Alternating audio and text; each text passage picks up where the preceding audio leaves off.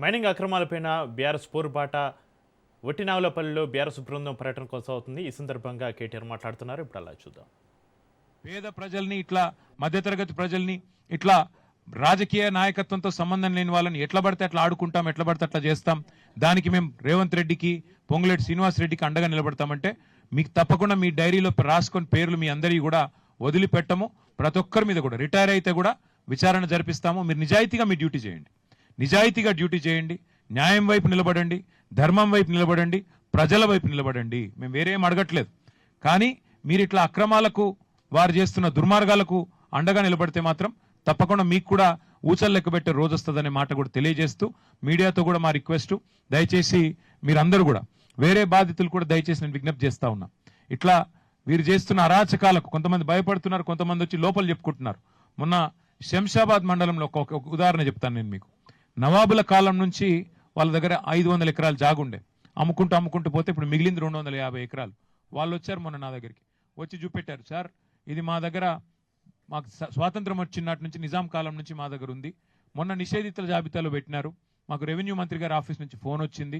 ఏందయ్యా అంటే, రెవెన్యూ మంత్రి గారు బెదిరిస్తున్నారు సార్, ఎకరానికి 2 కోట్ల రూపాయలు డబ్బులన్నా ఇవ్వాలంట, 250 ఎకరాలకి అంటే 500 కోట్లు ఇవ్వాలంట, లేదంటే జాగానన్నా రాసియాలన్నట సార్, ఒక 100 ఎకరాలు జాగా రాసియాలన్నట. ఇది ఏం అన్యాయం సార్, ఏం అరాచకం సార్ అని చెప్పి వారు చెప్పారు. మరి నేను చెప్తాను, ప్రెస్లో మాట్లాడతానంటే దయచేసి మా పేరు బయట పెట్టకండి సార్, పేరు బయట పెడితే చంపేస్తారు, వీళ్ళు చాలా దుర్మార్గులు సార్, చంపేస్తారు. మేము కాపాడుకుంటాం సార్, కోర్టుకు పోతాం, కాపాడుకుంటాం, కానీ మీ గవర్నమెంట్ వచ్చినాకన్నా మాకు హెల్ప్ చేయండి అని చెప్పిపోయారు. అందుకే వేరే బాధితులకు కూడా మేము పిలుపునిస్తున్నాం. అవసరమైతే మా పార్టీ ఆఫీస్ ఉంది, లీగల్ సెల్ ఉంది, మీరు రండి, మీ పేర్లు బయట పెట్టాం. మాకు తెలుసు ఈ గుండాల నుంచి మీకు భయం ఉంటుంది, మాకు తెలుసు. పేర్లు బయట పెట్టాం, కానీ న్యాయపరంగా మీకు అండగా నిలబెడతాం. ఎవరైనా పేరు బయట పెట్టండి మాకేం కాదు అంటే తప్పకుండా వారికి అండగా నిలబెడతాం. అట్లాగే 1 కోటి ఎకరాలు నిషేధిత జాబితాలో పెట్టి వీళ్ళు చేస్తున్న అరాచకాల్ని మాత్రం వదిలిపెట్టాం. తప్పకుండా మా పార్టీ శాసనసభాపక్షం మొత్తం ఎంబడ ఉంటుంది. దాంతోపాటు వీళ్ళు అక్రమ మైనింగ్ ఏదైతే చేశారో ఆ అక్రమ మైనింగ్లో చట్టం ప్రకారం 1 ఇయర్ కఠిన కారాగార శిక్ష వేయాలి. ఈ మంత్రి గారు వెంటనే రాజీనామా చేయాల్సిందే. ఖచ్చితంగా ఈ ప్రభుత్వం సిబిసిఐడి అని చెప్పి మంత్రిని కాపాడే ప్రయత్నం చేస్తున్నది. నిన్న మా నాయకుడు కౌశిక్ రెడ్డి గారిని మా సోదరుడు ఏం అనలేదు. నిజానికి ఆయన కేవలం అడిగింది ఒకటి, ఏ పార్టీ నీది అని అడిగిండు మాట్లాడుతుంటే. ఆయనను కూడా నిన్న దాడి చేసే ప్రయత్నం చేస్తూ ఉన్నారు. తప్పకుండా నేను మళ్ళీ ఒకసారి చెప్తా ఉన్నా, మా ఎన్ని రకాల మీరు డైవర్షన్ టాక్టిక్లు ప్లే చేసినా మిమ్మల్ని వదిలిపెట్టాం. ఖచ్చితంగా సభ నిన్న ఏదైతే తప్పుదోవ పట్టించే విధంగా, రాష్ట్ర ప్రజల్ని తప్పుదోవ పట్టించే విధంగా మీరేదైతే వ్యవహారం చేశారో మంత్రి రాజీనామా చేయాల్సిందే. అట్లయితేనే సిబిసిఐడి నిష్పక్షపాతంగా పనిచేయగలుగుతుంది, లేకపోతే చేయలేదు. సభా సంఘం వేయండి, మీరు తప్పు చేయకపోతే భయపడకండి.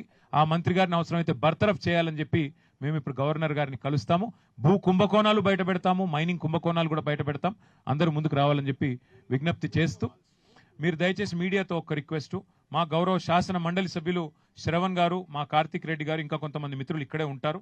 కూలిన కంపౌండ్ వాళ్ళు, వీళ్ళు కూలగొట్టిన కంపౌండ్ వాళ్ళు, కూలింది కాదు, గుండాలు వచ్చి కూలగొట్టిన కంపౌండ్ వాళ్ళు, కట్ చేసిన ఎలక్ట్రిసిటీ కనెక్షను, గోశాల ఏదైతే కూలగొట్టారో అవన్నీ మిత్రులు చూపెడతారు. కెమెరాల్లో దయచేసి అవన్నీ మీరు చూపెట్టండి అని చెప్పి కూడా కోరుతూ, మమ్మల్ని గవర్నర్ గారి దగ్గరికి వెళ్ళేందుకు అనుమతి ఇవ్వాలని కోరుతూ, मैं सतीश शाह जी का और पल्लवी शाह जी का फिर एक बार मैं हार्दिक धन्यवाद मैं देता हूँ. बहुत बहुत थैंक यू सर.